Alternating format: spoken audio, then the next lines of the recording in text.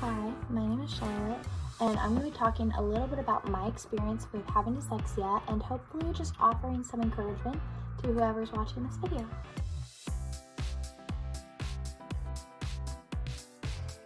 A little bit about me. I found out I had dyslexia when I was about 7, and so most of elementary school and middle school was spent just really focusing on the basics and building a strong foundation. So I found the transition into high school fairly easy. It wasn't until junior and senior year that the stress, anxiety, doubt really set in when deciding what college I wanted to go to, what I wanted to major in, and essentially deciding what career path I was going to choose for the rest of my life. And with the struggles that I already had in school, that was a very daunting task.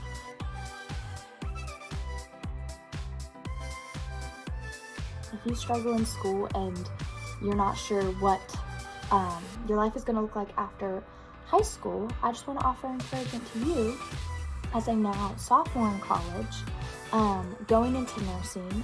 I have a few tools that I've learned along the way that I want to share with you and just encourage you and let you know that it's going to be okay and you're going to do amazing.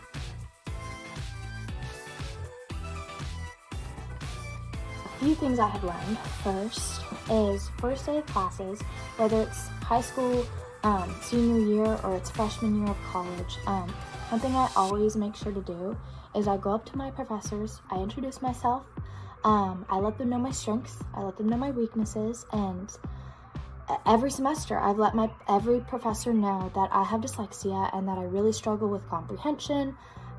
And I found them all to be extremely accommodating and to go above and beyond to help me succeed in their class. And so I really encourage you to do the same thing. Reach out to people and let them know the areas you struggle in, because they are going to help you succeed, and they're there for you to succeed.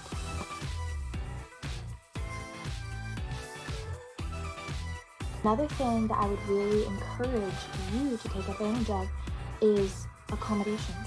I had no idea that college had accommodations. No one told me. But they do.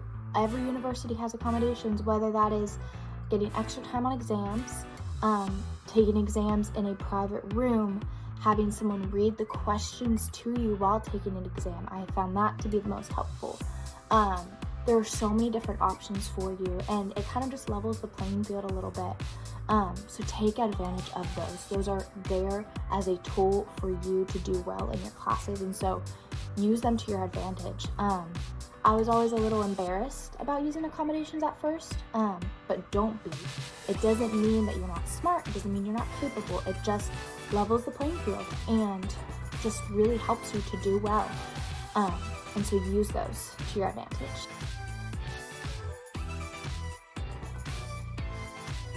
The last thing I want to share with you, and something that I constantly have to remind myself while being such a competitive major, is just because it's hard doesn't mean it's bad.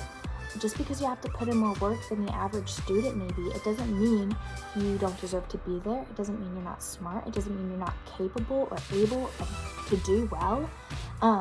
You are able to do well if you just put your mind to it. And so if it's hard, if there's struggle, that's good. That doesn't mean it's bad. That doesn't mean you should quit or give up or any of that. It means you should keep going, because you're going to grow and you're going to learn more than you ever thought you could. And so that is something that I have to remind myself constantly. With these struggles I already have in learning, and then adding on a difficult major, it's hard, but it's not bad. It's actually so fun and so enjoyable. To whoever's watching this, going into college, going into senior year, applying to school, figuring out your major, all the unknowns, you're going to do amazing and you're going to do great. You just have to put your mind to it and reach out to people, because people want to see you succeed. They're there for you to succeed. So I hope this is helpful and encouraging to you, and I hope you have an amazing summer.